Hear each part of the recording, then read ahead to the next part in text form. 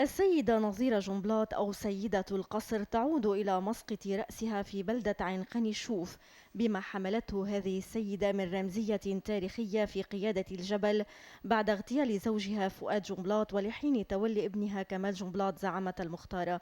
بلدتها تستذكرها وتكرمها اليوم من خلال نصب تذكاري اختار النائب وليد جنبلاط أن يكون على شكل زهرة توليب منحوتة من صنع النحات عساف عساف.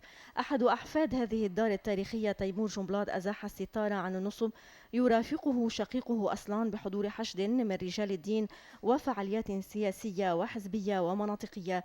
المناسبة استهلت بالنشيد الوطني ثم الوقوف دقيقة صمت على روح المقدم شريف فياض. وكان فرع الحزب في البلدة بالتعاون مع البلدية السابقة بدأ بالمشروع وتبنته البلدية الجديدة.